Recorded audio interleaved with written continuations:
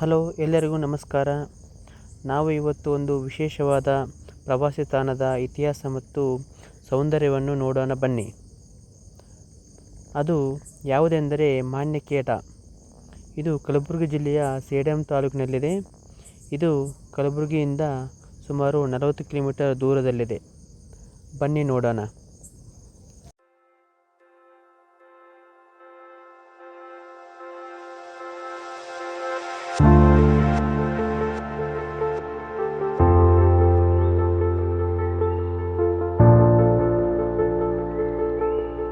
Hello ಸ್ನೇಹಿತರೆ, ಇವತ್ತು ನಾವೊಂದು ಐತಿಹಾಸಿಕ ಸ್ಥಳಕ್ಕೆ ಬಂದಿದ್ದೇವೆ. ಅದು ಯಾವುದೆಂದರೆ ರಾಷ್ಟ್ರಕೂಟರ ರಾಜಧಾನಿಯಾದಂತಹ ಈ ಒಂದು ಕಲಬುರಗಿ ಜಿಲ್ಲೆಯಲ್ಲಿರುವ ಸೇಡಂ ತಾಲೂಕಿನ ಒಂದು ಮಾನ್ಯಖೇಡ ಅಥವಾ ಮಳಖೇಡ ಎಂಬ ಐತಿಹಾಸಿಕ ಒಂದು ಸ್ಥಳಕ್ಕೆ ನಾವು ಇವತ್ತು ಭೇಟಿ ನೀಡಿದ್ದೇವೆ. ಈ ಒಂದು ಐತಿಹಾಸಿಕ ಸ್ಥಳವನ್ನು ಹೇಗಿದೆ ಅಂತ ತಿಳಿದುಕೊಳ್ಳೋಣ ಬನ್ನಿ. ಸ್ನೇಹಿತರೆ, ಈಗ ನಾವು ನೋಡುತ್ತಿರುವುದು ಇತಿಹಾಸ ಪ್ರಸಿದ್ಧ ಮಾನ್ಯಖೇಡದ ಮುಖ್ಯದ್ವಾರ. ಈ ದ್ವಾರವು ಒಂದು ಕಾಲದಲ್ಲಿ ರಾಷ್ಟ್ರಕೂಟ ಸಾಮ್ರಾಜ್ಯದ ವೈಭವ ಮತ್ತು ಶಕ್ತಿಯ ಸಂಕೇತವಾಗಿತ್ತು. 1000 ವರ್ಷಗಳ ಹಿಂದೆ ಈ ದ್ವಾರದ ಮೂಲಕ ರಾಜರು, ಸೇನಾಧಿಕಾರಿಗಳು, ವ್ಯಾಪಾರಿಗಳು ಹಾಗೂ ವಿದ್ವಾಂಸರು ನಗರವನ್ನು ಪ್ರವೇಶಿಸುತ್ತಿದ್ದರು. ಮಾನ್ಯಖೇಡವು ರಾಷ್ಟ್ರಕೂಟರ ರಾಜಧಾನಿಯಾಗಿದ್ದ ಕಾರಣ ಈ ಪ್ರದೇಶವು ರಾಜಕೀಯ, ಸಾಂಸ್ಕೃತಿಕ ಮತ್ತು ವ್ಯಾಪಾರ ಚಟುವಟಿಕೆಗಳ ಪ್ರಮುಖ ಕೇಂದ್ರವಾಗಿತ್ತು. ಈ ದ್ವಾರವು ಆ ಕಾಲದ ವಾಸ್ತುಶಿಲ್ಪ ಮತ್ತು ಇತಿಹಾಸದ ನೆನಪುಗಳನ್ನು ಉಳಿಸಿಕೊಂಡಿದೆ. ಬನ್ನಿ ಸ್ನೇಹಿತರೆ, ಈ ಒಂದು ಐತಿಹಾಸಿಕ ನಗರಿಯ ಇನ್ನಷ್ಟು ವಿಶೇಷ ಸ್ಥಳಗಳನ್ನು ನೋಡೋಣ.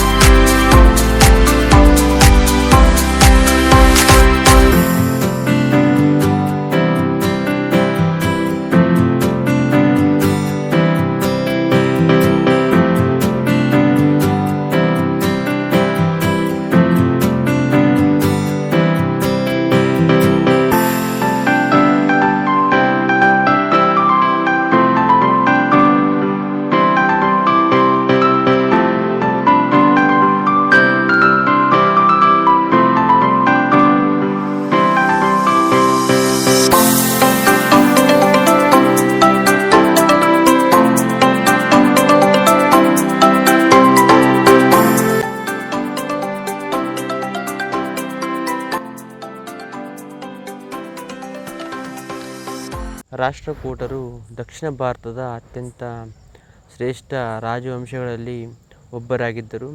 ಸುಮಾರು ಕ್ರಿಸ್ತಶಕ 753ರಿಂದ 982ರವರೆಗೆ ಆಳಿದರು. ಇವರ ಸಾಮ್ರಾಜ್ಯವು ನೋಡಿಲ್ಲಿ ಕರ್ನಾಟಕದಿಂದ ಉತ್ತರ ಭಾರತದವರೆಗೆ ವಿಸ್ತರಿಸಿತ್ತು. ಈ ಒಂದು ಸಾಮ್ರಾಜ್ಯದಲ್ಲಿ ಅಮೋಘವರ್ಷ ನೃಪತುಂಗ ಮತ್ತು ದಂತ್ಯದುರ್ಗ ಪ್ರಮುಖ ದೊರೆಗಳಾಗಿದ್ದರು. ಕನ್ನಡ ಸಾಹಿತ್ಯಕ್ಕೆ ಇವರು ಅಪಾರ ಕೊಡುಗೆಯನ್ನು ನೀಡಿದ್ದಾರೆ. ಪ್ರಮುಖ ಗ್ರಂಥವಾದಂತಹ ಕವಿರಾಜ ಮಾರ್ಗ ಇವರ ಕಾಲದಲ್ಲೇ ರಚನೆಯಾಗಿದ್ದು.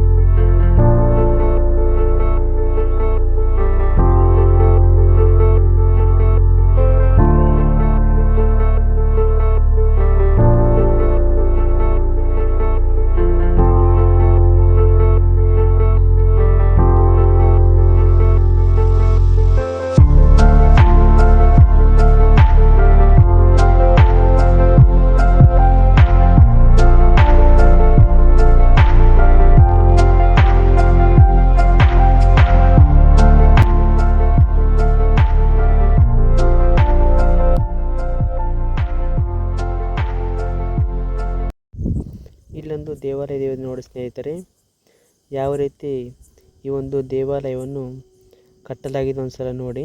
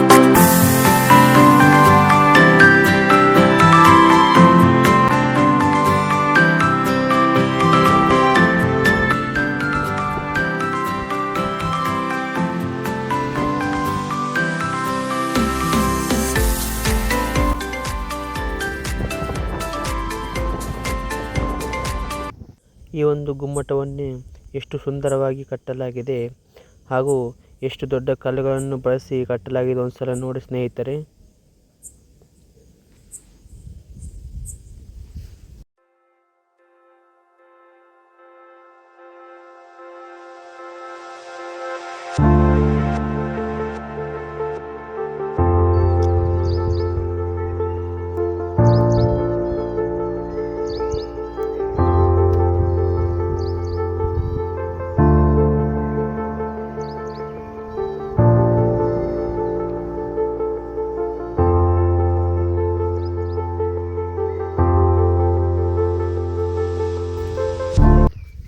ಇಲ್ಲಿ ನೋಡಿ ಯಾವ ರೀತಿ ಕಟ್ಟಲಾಗಿದ್ದು, ಇಷ್ಟು ದೊಡ್ಡದಾಗಿ. ಹಾಗೆ ಕೆಳಗಡೆ ನೋಡಿ ಕಲ್ಲು ಎಷ್ಟು ದೊಡ್ಡಗಿದ್ದಾವೆ ನೋಡಿ ಒಂದ್ಸಲ. ಇಷ್ಟು ದೊಡ್ಡ ಕಲ್ಲಿಂದ ಆಗಿನ ಕಾಲದ ರಾಜರು ಹೇಗೆ ಕಟ್ಟಿಸಿರ್ತಾರಂತ ನಾವು ಊಹೆ ಮಾಡೋಕ್ಕೆ ಸಹ ಆಗ್ತಾಯಿಲ್ಲ. ಅಷ್ಟು ದೊಡ್ಡ ಕಲ್ಲನ್ನು ಇಲ್ಲಿ ಬಳಕೆ ಮಾಡಲಾಗಿದೆ.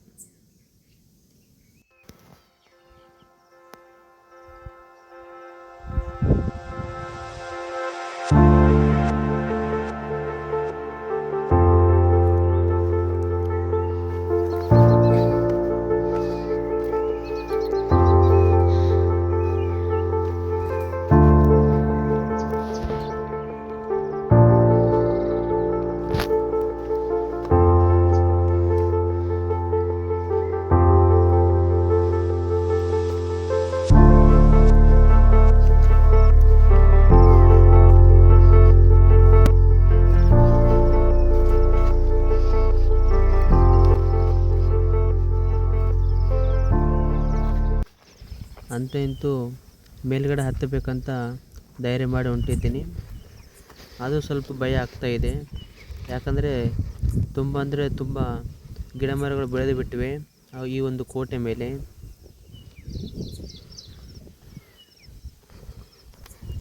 ಹಾಗೆ ಮುನ್ನೆ ನಡ್ತಾ ಇದ್ದೀನಿ. ಇಲ್ಲಿ ನೋಡಿ ಹೇಗಿದೆ ಅಂತೆಲ್ಲ ಗಿಡ ನೋಡಿ ಇಲ್ಲಿ.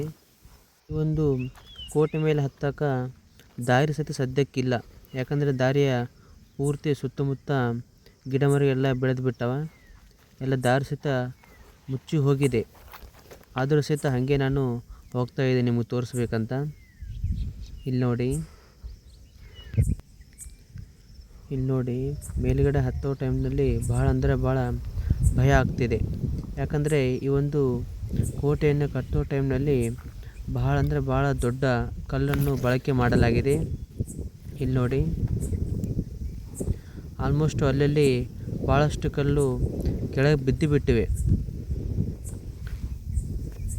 ಇಲ್ಲಿ ನೋಡಿ ಎಂಟ್ರೆನ್ಸ್ ಇದು ಮೇಲ್ಗಡೆ ಹತ್ತೋ ಟೈಮ್ದಾಗ.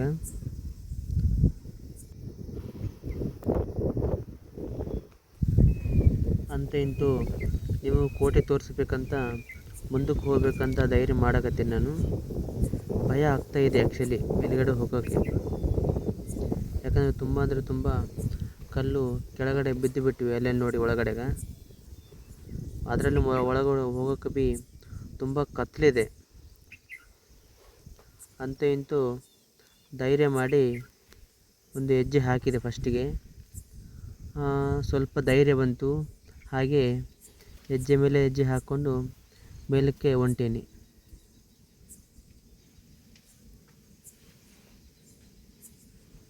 ಇಲ್ಲಿ ನೋಡಿ ಹೇಗಿದೆ ಒಳಗಡೆ ಎಲ್ಲ.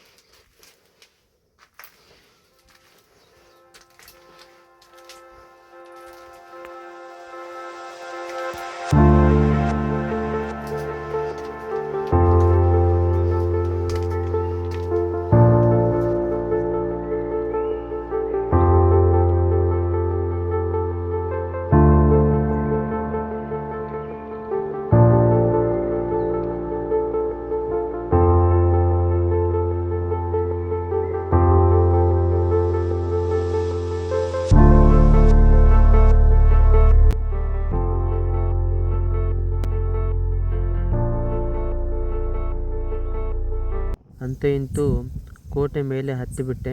ಇಲ್ಲಿ ನೋಡಿ ಸುತ್ತಮುತ್ತಲಿರುವಂಥ ಇದು ಎಲ್ಲ ಕೋಟೆ. ಇದು ಆ್ಯಕ್ಚುಲಿ ಕೋಟೆ ಎಲ್ಲ ಬಿದ್ದುಬಿಟ್ಟೆ, ಅಷ್ಟೇ ಕಲ್ಲಷ್ಟೇ ಕಾಣಿಸ್ಲತ್ತ ನೋಡಲಿ ಸ್ನೇಹಿತರೆ. ಈ ಕಡೆ ನೋಡಿಲ್ಲಿ ಇದು ಪಕ್ಕದಲ್ಲಿ ಇದು ಊರು ನೋಡಿದ್ದು, ಈ ಕಡೆ ಇದು ಮಳಕೇಡ ಇದು ಊರು. ಇದು ಪಕ್ಕದಲ್ಲಿ ಇದು ಕೋಟೆ, ಮುಂದುಗಡೆ ಇದೆಲ್ಲ ಊರು. ಇಲ್ಲಿ ನೋಡಿ ಸ್ನೇಹಿತರೆ, ಇದು ಕೋಟೆ ಇದೆಲ್ಲ.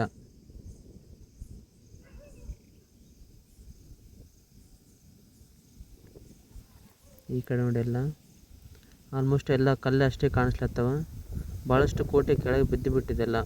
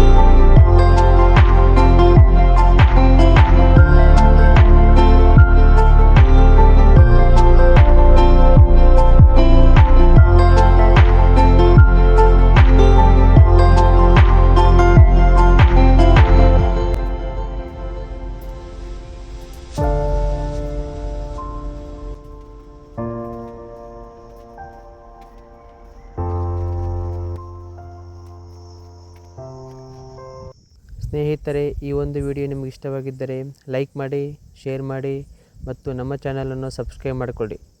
ಮತ್ತೆ ಇನ್ನೊಂದು ಹೊಸ ಸ್ಥಳದೊಂದಿಗೆ ಭೇಟಿಯಾಗೋಣ. ಧನ್ಯವಾದಗಳು.